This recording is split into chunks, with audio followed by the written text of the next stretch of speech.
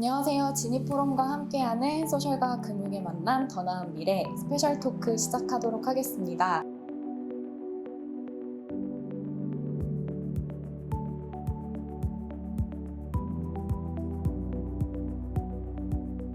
요즘 투자에 관심 있는 분 많으실 텐데요. 때로는 정보가 너무 많아서 어떤 정보를 취해야 되고 어떤 건 걸러야 하는지 헷갈릴 때가 좀 있는 것 같아요. 우리가 과연 투자를 바라볼 때 어떤 마음과 태도로 봐야 하는지 박고미 TV 박동호 대표님과 함께 이야기 나눠보는 시간 갖도록 하겠습니다. 대표님 안녕하세요. 안녕하세요. 반갑습니다. 반갑습니다. 자기소개 부탁드릴게요. 네, 안녕하세요. 저는 유튜버에서 금융 투자 콘텐츠를 만들고 있는 유튜버 박곰희라고 합니다. 만나서 반갑습니다. 박고미 TV 이름이 네. 되게 매력 있어요. 혹시 진짜요? 짓게 되신 계기가 있으실까요? 이게 빠꼼이라는 말인데요. 뭐 좋게 쓸 때도 있고 안 좋게 쓸 때도 있는 말이긴 한데요.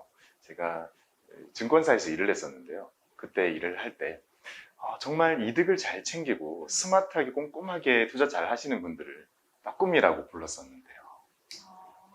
진짜 이런 사람들만 있으면 회사가 돈을 벌 수가 없겠구나 생각이 드는 그런 스마트한 투자자들을 빠꿈이라 불렀었는데요.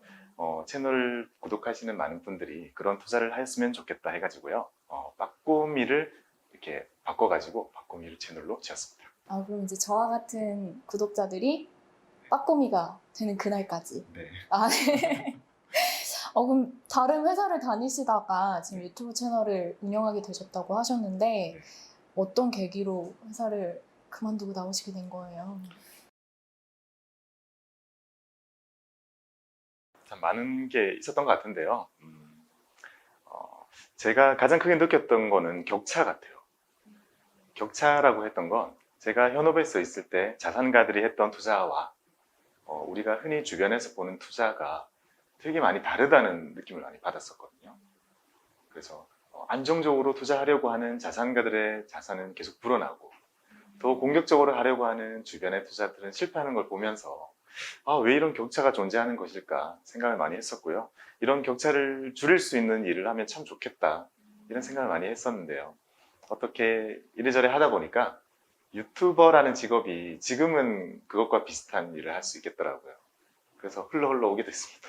요즘 투자하고 계시는 분들, 그리고 또 투자에 관심이 많으신 분들에게 좀 도움을 드리는 이야기를 나눠보면 좋을 것 같아요. 네. 요즘 굉장히 많은 정보들이 쏟아지고 있고, 거기에서 과연 우리는 어떤 정보를 잘 선택해서 취해야 하는지에 대한 고민이 참 많거든요. 요즘 우리가 처해 있는 이런 투자 환경, 네. 어떤 금융 환경, 이런 거에 대해서는 어떻게 생각하세요?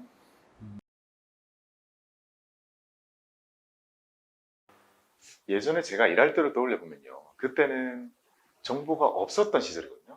근데 정보가 너무 없어서 정보를 가지고 있는 저희를 통해서 투자를 많이 하셨던 거죠. 근데 시간이 이렇게 몇 년이 흐르면서요. 정말 많이 바뀐 게 이제 너무 많아서 문제예요. 정말 너무 많아요. 네.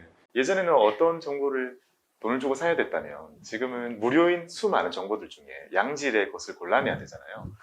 그게 참 쉽지 않을 수 있거든요. 그거를 하기 위한 가장 첫 번째 기준은요. 제도권 내에서 만들어지거나 제도권 출신인 사람이 얘기해 주는 걸 듣는 게 좀 필요한 것 같아요. 왜냐하면 제 기억을 떠올려 보면 현업에 있을 때는 고객의 투자 판단을 조금이라도 이렇게 무너뜨릴 수 있는, 헷갈리게 할 수 있는 그런 말이나 문구나 그런 걸 전혀 쓰지 못하도록 엄청 많은 검열과 훈련을 받거든요. 그래서 그렇게 정제되고 정제된 자료들, 정보들 중에 그 중에 우리가 원하는 걸 찾는 게 나을 것 같다는 생각을 계속 하고요. 왜냐하면 그 좀 더 자극적인 그런 컨텐츠나 이런 말들 속에는 함정이 더 많을 수 있다고 생각이 들거든요. 그래서 지금도 수많은 증권사들과 운용사들, 이런 금융사들이 정말 많은 노력을 기울여서 재미없다고 느낄 수 있는 그런 좋은 정보를 많이 찍어내고 있어요.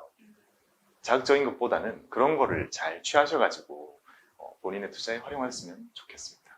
그럼 그런 정보들은 어디에 가면 볼 수 있나요? 대표적으로 박건희 TV 채널이 있고요. 그거 외에도요. 우리가 잘 아는 큰 증권사들 있잖아요. 뭐 미래에셋증권, 삼성증권, 뭐 KB증권, 신한금융투자, 한국투자증권 등등 되게 많이 있잖아요. 이런 증권사들이 다 유튜브 채널을 운영하고 있고요. 정말 많은 콘텐츠가 올라오고 있거든요. 그 속에서만 해도 충분할 것 같아요. 말씀드린 것처럼 재미는 약간 없을 수 있지만 우리가 공부를 하는 차원에서는 가장 정제된 자료들이 있지 않나 싶습니다. 단계가 있을 것 같아요. 처음에 어떻게 투자를 시작하면 좋을지. 그게 초보자들에게는 가장 큰 관문이지 않을까 싶은데 어떻게 시작을 하는 게 좋을까요? 세상 모든 게 공부를 완전히 다 하고 시작해야 좋은 것들이 많잖아요. 그래서 투자를 시작하실 때도요. 투자를 바로 안 하시고 우선의 공부나 이런 것에 엄청 많은 시간을 쓰시는 분들이 많이 있거든요. 그런데 제 생각에는요. 실제 투자와 병행이 이루어지는 게 좋은 것 같아요. 그러니까 마치 우리가 축구를 배울 때도요. 축구를 직접 경기를 참여하면 뛰다 보면 아 이제 전반전이 끝났구나. 쉬라고 하니까 아 전반은 한 45분 하는구나 라는 거 배울 수 있지만 실제 그런 내용들을 교실 안에서 전반은 45분이고 쉬는 시간은 15분이고 이런 걸 배우는 거랑 사실 차이가 있잖아요. 그래서 투자도 마찬가지인 것 같거든요.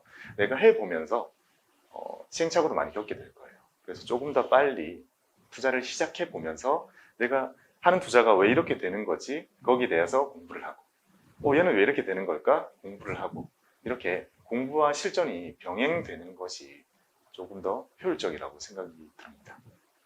지금 투자 문화에 대해서도 여쭤보고 싶어요. 지금 우리나라의 투자 문화, 과연 건강한지, 혹시 여기에 장점이 있다면 어떤 거고, 혹시 개선점이 필요하다면 어떤 게 있을까요?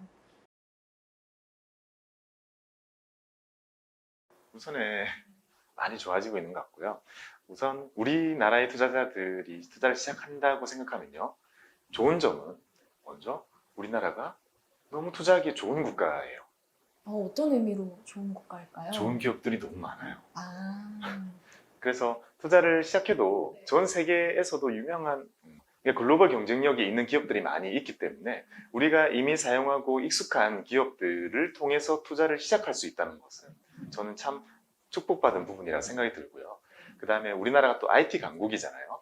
우리가 투자를 하는 데 있어서 필요한 전산이나 시스템 이런 인프라적인 부분은 사실 거의 최상급이에요. 그래서 그런 게 부족해서 투자를 못하거나 그렇지는 않기 때문에 우리는 투자에 있어서 실전적인 그런 마인드를 다지는 것과 공부만 충분히 한다면 투자를 할 수 있는 툴들은 다 갖춰져 있다고 생각을 한 게 그 다음에 단점 부분은 갑자기 투자 붐이 일었잖아요. 그렇죠. 근데 그 전에 투자를 많이 하지 않았었기 때문에 전반적으로요. 그래서 지금 투자를 시작하실 때 잘못된 투자로 흐르기 쉽다는 게 약간 우려되는 부분이긴 하거든요. 예전에 투자를 해왔었던 분들은 이건 말도 안 돼 라는 기준이 생겨 있을 거예요. 이렇게 하면 안 돼. 이거는 잘못된 말이야. 이렇게 해서는 안 돼 라는 기준이 있었을 텐데 지금은 사실 모든 투자 방법들이 다 동시에 막 일어날 만큼 붐이 있다 보니까요. 잘못된 투자로 흐르기 쉽다는 것은 약간 좀 걱정되는 부분이에요. 왜 그런 거 있잖아요. 누가 말해주는 거 있잖아요. 야, 네. 거기 괜찮대. 네. 거기 투자해봐. 들어야 하나요? 아마 앞으로 투자를 시작하셨다면 네. 평생 네. 한 50번 들으실 건데요. 그러면 듣게 되실 거예요. 네. 근데 무조건 아닌 건 아니지만 분명히 그 중에 좋은 투자가 있겠죠. 그런데 그거를 걸러낼 수 있는 능력을 키우는 게 중요하고요. 준비되어 있는 사람에게는 그런 게 들렸을 때 이거는 기회구나. 아니 이거는 그냥 흘려보내야 되겠구나. 그걸 판단할 수 있는 건 자기고 결국 자기가 해야 되기 때문에요. 무조건 귀를 닫지는 마시되 공부를 항상 하셔야 된다는 말씀을 드리고 싶습니다. 여러분 꼭 기억하세요. 채널에 들어가 보면 교육 컨텐츠들이 되게 많이 있는 걸 볼 수가 있어요. 그리고 좀 미래 세대들을 위한 교육 컨텐츠들도 많이 만들고 계신 것 같거든요. 요즘에는 10대들도 많이 투자에 관심을 가지고 있고 또 실제 해보려고 하는 청소년들도 되게 많은 것 같은데 과연 우리 청소년들이 투자를 시작하려고 한다라고 했을 때 어떤 마인드를 가지고 먼저 시작하는 게 필요할까요? 청소년들이 네. 투자를 시작한다면요. 네. 근데 청소년들이 투자를 시작하는 거 네. 옳은가요? 무조건 해야죠. 무조건이라고 얘기하면 안 되니까. 좋죠. 좋아요. 네. 저는 좋다고 봅니다. 네.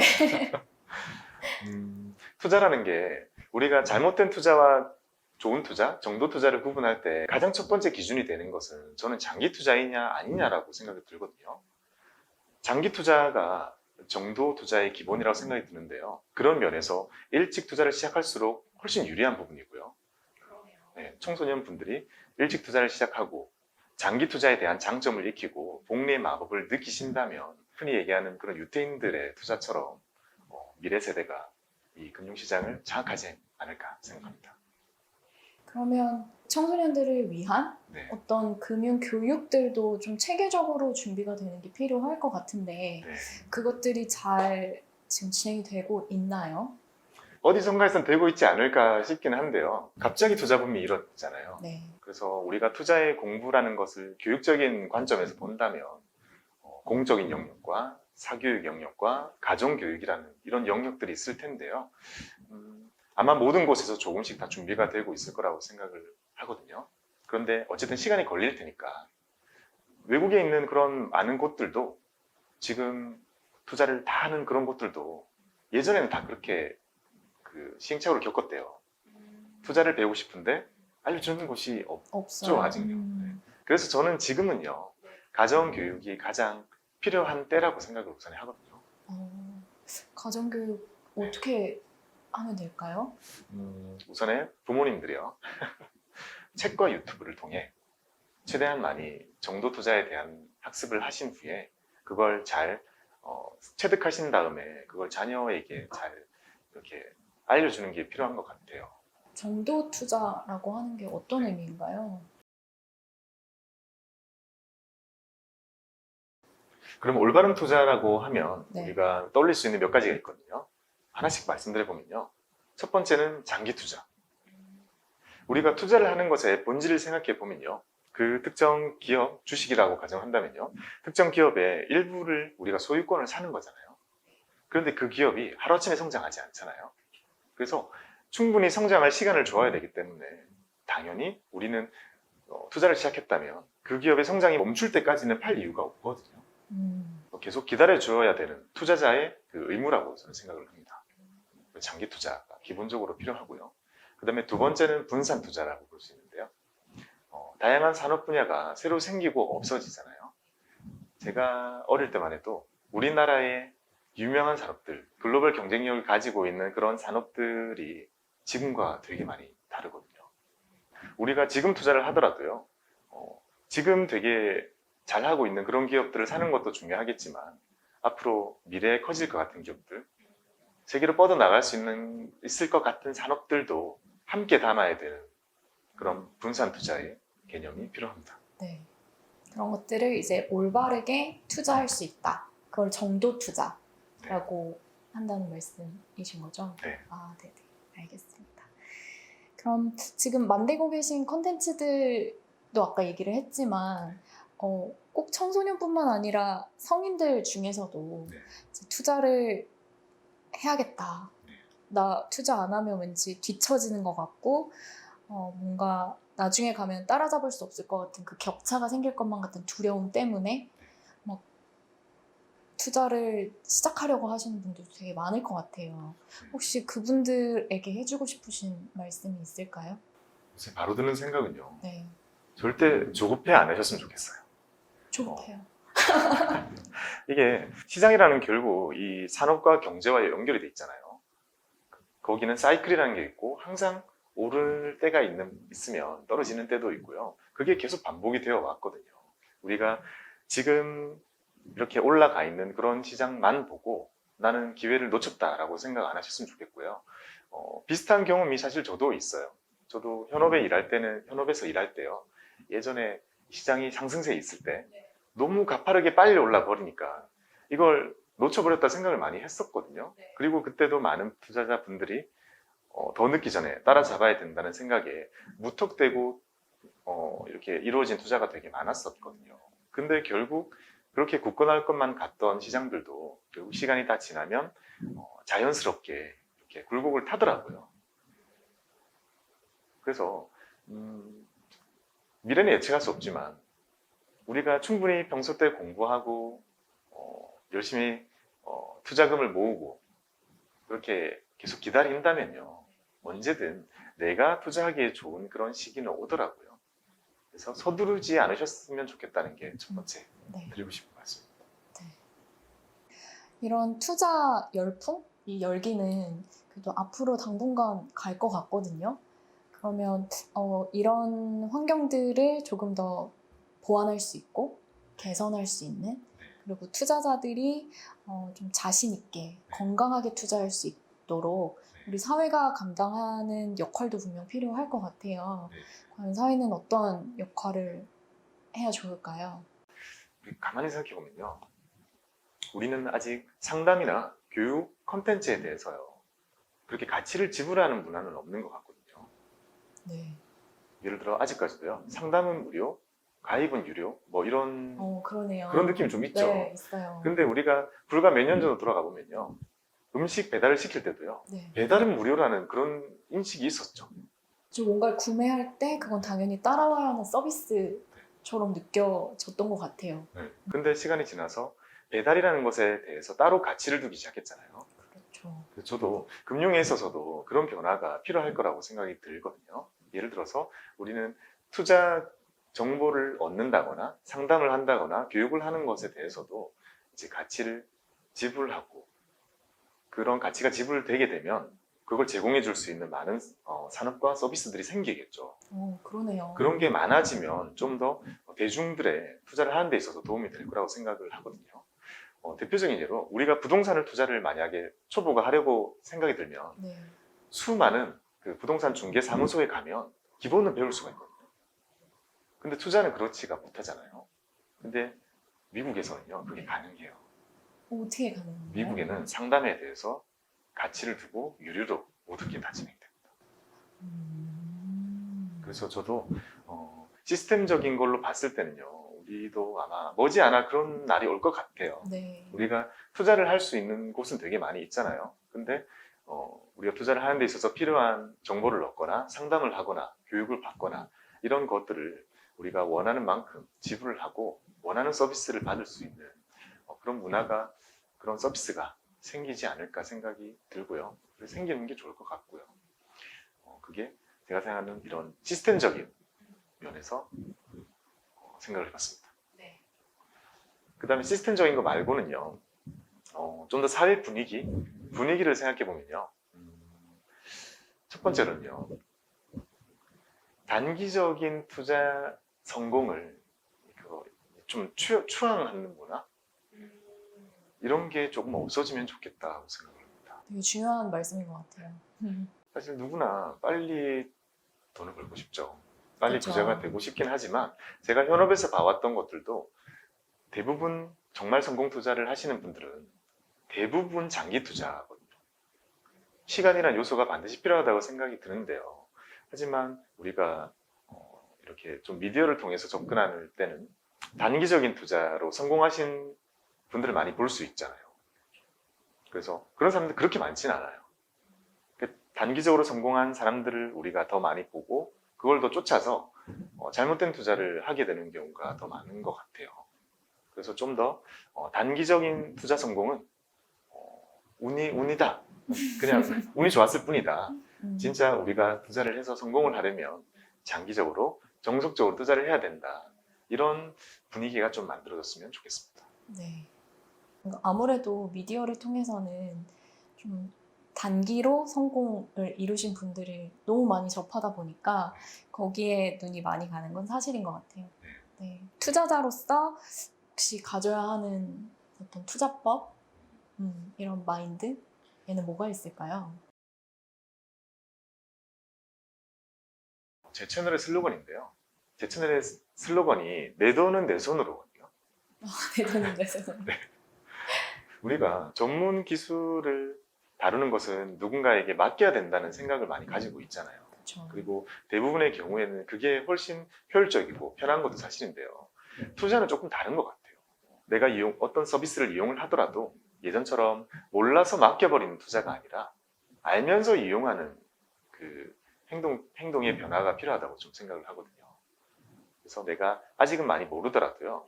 아는 범위 내에서 투자를 차근차근 해가면 되거든요. 네. 절대 서두르실 필요 없고 내가 아는 범위 내에도 충분히 좋은 투자처는 많이 있기 때문에 내가 살아가면서 공부하면서 차근차근 그 다음 스텝을 밟아가는 것이 좋거든요. 그 과정에서 반드시 필요한 건 내가 최종적인 의사결정을 하는 거죠. 스스로 하는 투자. 또 내가 내 선택에 책임을 지는 자세가 돼야 되겠네요. 그리고 벌어도 기쁘지 않은 경우도 많아요. 예를 들면 누가 사라고 해서 샀어요. 네. 샀는데 마이너스가 났어요. 그럼 음. 슬프잖아요. 네. 그 상태로 잊고 몇 년을 지내는 거예요. 시간이 지나서 다시 회복이 됐어요. 그때 만약에 팔면 수익이잖아요. 근데 하시는 말씀이 나 다시는 투자 안 해. 왜요? 그 기다렸던 시간은 다 그냥 고통스럽고 좀 슬펐던 거예요. 그러니까 돈을 벌었음에도 불구하고 투자를 하지 않겠다. 떠나시는 분들 되게 많아요. 그래서 왜 이런 일이 생겼을까 생각해 보면 투자의 의사결정을 자기가 안 했기 때문이거든요. 공부를 많이 한 것과 상관없이요. 나는 이 기업이 좋아. 나 이 기업 서비스 많이 이용하고 있고 그렇게 투자를 하셨던 분들은요. 마이너스가 막 생겨도 나 여전히 이 기업이 좋고 이 기업의 서비스 잘 이용하고 있어. 마이너스 난 건 슬프지만 내가 이 기업을 버리는 날이 온다면 그때 팔겠어 라고 기다리신 분들은요. 그 마이너스 난 그런 시간들이 그렇게 고통스럽지 않았을 거예요. 어떤 투자를 하든 어떤 공부를 하든 최종적인 의사결정은 반드시 자기가 하는 그런 스스로 하는 투자가 필요하다고 생각합니다. 투자에도요. 다양한 스타일이 명확히 있거든요. 투자 스타일을 크게 엄청 단순화시켜서 말씀드리면요. 위에서 아래로 하는 투자, 밑에서 위로 하는 투자, 그리고 둘 다 하는 투자라고 볼 수 있는데요. 네. 위에서 아래로 하는 투자는요. 이 산업이 좋다.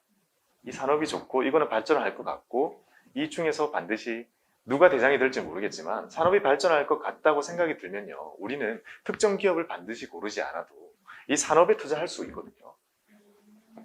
대표적으로요. 지금 전기차가 정말 많이 성장하고 있죠. 하지만 전기차에 관련되어 있는 많은 기업들이 있고 배터리 회사도 있고 자동차 기업들도 있고 누가 승자가 될지는 몰라요. 사실. 지금도 들쭉날쭉하고 난리가 나고 있죠. 하지만 위에서 아래로 생각해 보면요. 이런 전기차가 확대될 것이다. 미래에는 좀 더 많은 사람들이 전기차를 탈 것이다에 대해서는 부정하지 않잖아요. 그러면 우리는 ETF 투자로 전기차에 그냥 투자하면 돼요. 이 산업 전체에 투자를 할 수 있어요. 네. ETF를 활용하면요.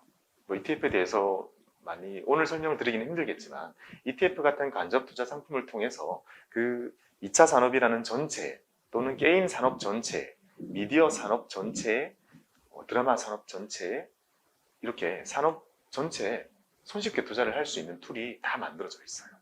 그래서 우리는 반드시 재무제표를 보고 특정 하나의 기업을 반드시 찾아야 된다는 강박에서 벗어날 수 있고 좀 더 편하게 투자를 할 수 있는 거죠.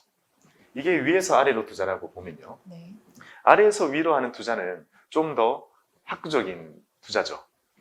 좀 더 열심히 공부하고 깊이 공부를 해가지고 특정 산업에서 정말 아직 작지만 훨씬 많이 커질 수 있는 가능성이 있는 기업을 발굴해내는 그런 투자가 되는 거고요. 우리가 여기서는 성공 신화가 많이 나오기도 하죠. 그래서 그런 걸 나는 따라가겠다. 그러면 거기에 맞는 투자와 투자 공부가 필요한 거고요. 거기에 맞는 공부가 필요한 것이고 그렇다면 정말 내 인생에 정말 의미 있는 몇 개의 기업들을 찾아 발굴해 나가는 것이고 그걸 묵묵히 기다리는 그런 투자가 아래에서 위로 투자라고 볼 수 있고요. 이 투자를 하시는 분들은 시장 상황에 대해서는 또 크게 고려하지 않아요. 시장 상황보다는 이 기업의 성장이 훨씬 중요하기 때문에 이 시점이 약간 다른 거죠. 그래서 이런 투자라고 볼 수 있고 또 하나의 투자는 둘 다 하는 투자라고 볼 수 있는데요. 우리가 흔히 기관 투자자 또는 큰 연기금 이런 곳에서 투자하는 방법이 자산 배분 투자법이라는 게 있거든요. 네.